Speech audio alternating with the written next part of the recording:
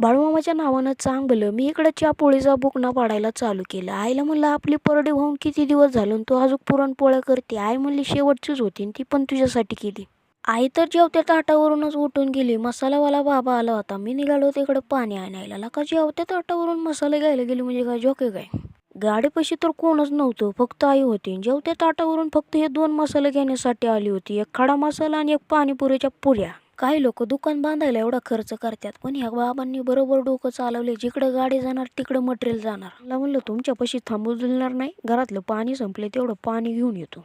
म्हटलं आजचा दिवस चांगला आरामात जाईन. घरी आल्यावर पप्पा म्हणले चल वावरात आपल्याला औषध सोडायचंय. पप्पाला म्हणलं पुढं रस्त्याचं काम चालू आहे. पप्पाला म्हणलं उद्या औषध सोडू. पप्पा म्हणलं नाही नाही रोडच्या कडेने गाडी घे. म्हणलं तुम्ही बी पाडा आणि मला बी पाडा. वावरात पोचल्यानंतर गुप्त ठिकाणी लपवलेल्या बादल्या पाणी भरायला उचलल्या.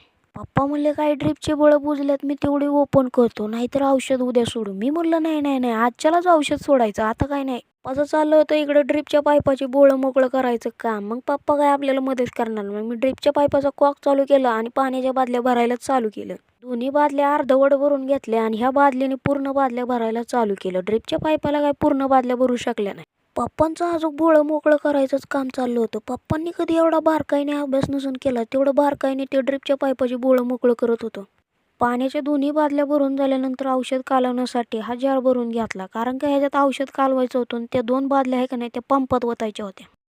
औषध सोडून पण काय फायदा नाही, सगळ्या ड्रीपच्या नळा क्षारने पॅक झाल्यात. ड्रीपची बोळं साफ करण्यासाठी आलो होतो पैसे. ह्या बाबळीला चांगलं टोकदार काटं होतं इकडून तिकडून. मग म्हणलं ह्या बाबळीचं काटं काढून नेवा.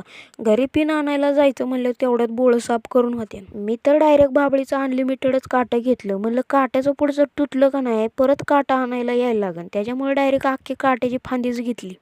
पप्पाला म्हणलं आता बोळं साफ करायला डायरेक्ट काटच आणल्यात. पप्पा म्हणलं अरे त्याने पाईपाला बोळं पडते. पप्पाला म्हणलं एकच काटं वापरणार आहे त्यातला. पप्पाला वाटलं डायरेक्ट अख्खं काटं वापरतो काय. मी पण इकडं ड्रीपची बोळं साफ करायला चालू केलं. पप्पाला म्हणलं डायरेक्ट औषध उद्या सोडू. पप्पा पण नंतर म्हणलं नाही नाही आजच औषध सोडायचं. पप्पाला वाटलं मी अख्ख्या काट्याने पाईपलाईन साफ करतो. ह्याने अख्खे पाईपलाईन साफ करायचे म्हणलं अख्खं पाईपाला बोळं पडून बल तिकडंच पाणी जाईल ना. तेवढं मला नॉलेज आहे पुढं काय वापरायचं. ड्रीपची बोळं राहिली साफ करायची बाजूला आणि पप्पा म्हणले ज्या ठिकाणी पाईप चिरलाय का नाही त्या ठिकाणी चिकट टेप मारून घे, नाही तर सगळं ड्रीपचं औषध आहे का नाही एकाच ठिकाणी पडन. झाडांना ड्रिचिंग मला एकट्यालाच करायला लागणार होती, कारण का पप्पा गेलो होतो ट्रॅक्टरवाल्याकडे, कारण का घराजवळचं वावर लोटरायचं होतं. पप्पा म्हणले मी त्याला सांगून येतो तवर तू कर कार्यक्रम. औषधवाल्याने पप्पाला चुकून शाबूस तांदूळ दिलंय का काय तेच कळाना मला. त्याला म्हणावं आम्हाला उपास नाही रे बाबा, झाडांना औषध सोडायचंय. पप्पा वावरात नाही तर पप्पाला विचारलं असतं औषधवाल्याने चुकून तुम्हाला शाबूस तांदूळ दिले काय. मला जर माहिती असतं का नाही ह्यात शाबूस तांदूळ आहे मी आदल्या दिवशीच भिजायला घातला असता. आता किती वेळ लागतोय भिजायला काय माहिती. शाबूस तांदूळ फुगायच्या आधीच खाली पाणी सांडायला लागलं. म्हणलं जारमधलं थोडं पाणी काढून घ्यावं, अजून एक औषध टाकायचे. दुसऱ्या औषधाची पिशवी खोलली, त्याच्यात तर काय बगरीचा भात दिलता का तेच कळाना मला, कारण का ती बगरीच्या पिठावानीच दिसत होतं. ऐन टायमिंगला पप्पा पण वावरात नाही, नाहीतर पप्पाला विचारलं असतं तुम्हाला सगळी काय उपासाचीच औषधं दिलेत काय दुकानदारानं. औषधाच्या पिशव्या रिकामा झालेल्या वाऱ्याने इकडं तिकडे गेल्या होत्या, त्याच गोळा करून एका पिशवीत टाकल्या. म्हणलं उद्या आपल्याला ह्याच पिशव्यांमध्ये खिडक्या शेंगा टाकायला उपयोगी पडत्या. गोळा केलेल्या सगळ्या पिशव्या सीताफळाच्या बुडात ठेवल्या. पाण्यामध्ये बगरीचं पीठ आणि साबुदाणा असल्यामुळे काय विरघळायचं नाव नव्हते घेत. मग त्याच्यामुळे काठीने नुसत्या गारागार हलवायला चालू केलं. कंपनीत आपण वयाच्या 60 वयापर्यंत काम करू शकतो, तिथून आपल्याला हकलपट्टी केली जाते आणि तिथून पुढं आपण मग काहीतरी निर्णय घेतो. तिथून म्हणतो शेती केलेली बरी असते. अरे कसं आहे भावा माहिती आहे का, मेल्यानंतरच स्वर्ग दिसतो. कालवलेलं औषध पंपामध्ये ओतलं. ड्रीपचा कॉक पण चालू करायचा होता आणि मोटरचं बटन पण 1 टाइम चालू करायचं होतं. मग झाडांना ड्रिचिंग करायला चालू केलं.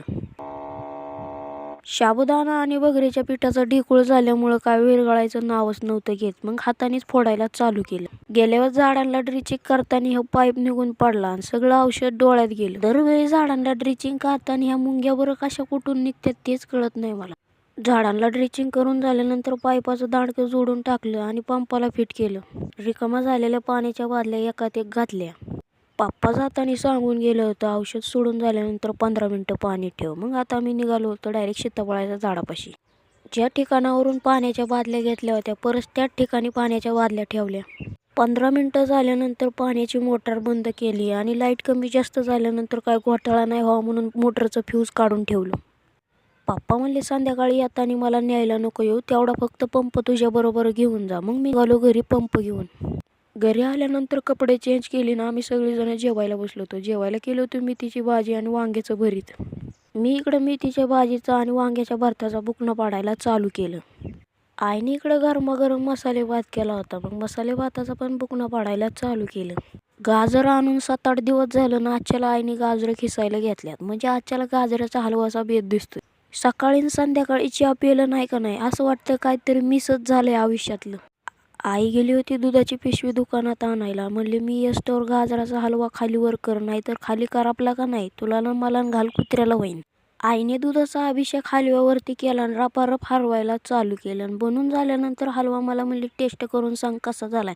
आईला म्हणलं लाजवाब झालाय. आईला म्हणली फालतू नको बोलू. म्हणलं छान झालाय. पप्पा आमच्या आधी जेवून बसायचं. आजच्याला आमच्यात जेवाय आल्यात. कुठं दिवस उगावलाय काय माहिती.